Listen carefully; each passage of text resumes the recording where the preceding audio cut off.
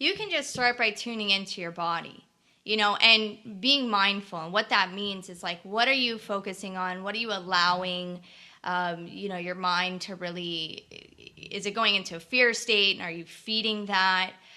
Because thoughts and different feelings are always going to come through us, but we get to choose which ones we take action on, and really are responsible for our feelings.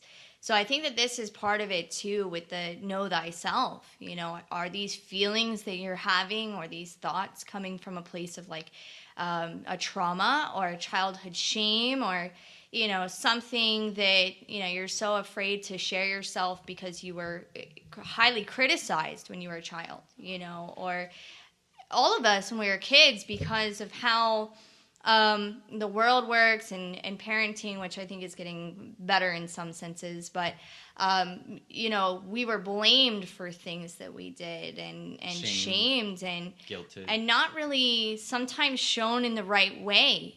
We were just being kids and just doing what we're doing, and sometimes we've had this guidance from our parents or other figures in our lives that is not exactly uplifting or empowering. It's more like, oh, I'm a bad person now, or shaming and things like that. So really recognizing if what we're thinking or feeling is really coming from this place of like a pattern, like an old pattern, and evaluating it. Is this thing actually helping me? If I have a pattern in my mind, a loop, which is really what PTSD is, it's like this loop where you can't make sense of something, or you're like, maybe you're blaming yourself for stuff, and deep down you need to know that you're a good person and you're trying the best you can, and no one's going to be perfect ever.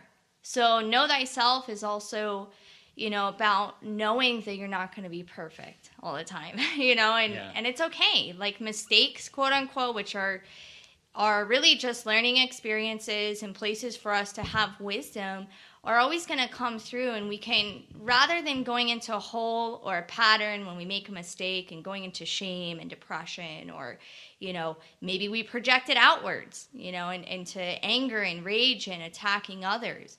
Rather than doing that, we can really embrace the fact that, oh, that situation happened. Let me see what I can learn. What's going on? Is this a pattern that I need to keep, playing out? And, that's why when you know yourself, you know that you're doing the best that you can, and you just try to help the people in your life to understand who you are as well.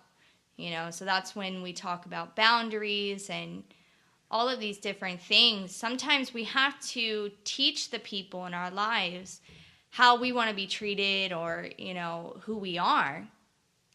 Because especially in the human design system, Ra talks about homogenization, right? So the world, a lot of us, we get homogenized, or meaning we're kind of like whittled down into like this very simple kind of conditioned sheep mentality. And this is throughout our fractals. So when we're talking about standing in your light, it's embracing that uniqueness. Exactly. Yeah, embracing that uniqueness. And really, like, Danny was talking a bit about boundaries. It's like, in order to have these proper boundaries and structure within our lives, that's, again, is knowing the self, right? Mm-hmm. So the self is the boundaries. It's like, okay, this is who I am, this is what I'm not, this is how I, want to be and how I want to become in my life. And, that brings us to the next step, too, which Danny started to talk a little bit about, which was embracing ourselves, which is also kind of like an acceptance, right? So as we go through life, now that we've come to understand who we are, and we've tapped into that innermost self and that innermost being, we also have to accept who that is. First and foremost, accepting, okay, like, this is who I am, like, this is amazing, this is beautiful, I love this person, like, deeper and deeper levels of accepting who that person is. And this also comes along with it, like a kind of like a practice we can do to embrace ourselves more. Like, as we're on this path of discovering and embracing who we are, inevitably there comes times when we continue or fall into these shadow patterns or these wounds that we have, right? Like whether it's maybe it's criticizing yourself, you know, maybe it's as Danny said, maybe it's getting angry at others, maybe it's you know, some sort of addiction or a food problem or something, right?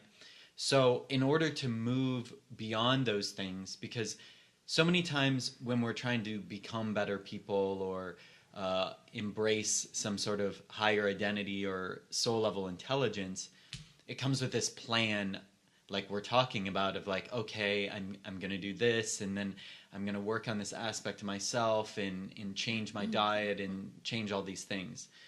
But then when we make the mistakes or we see the patterns happening, then we shame ourselves or guilt ourselves or, you know, we don't embrace those things as they come up again.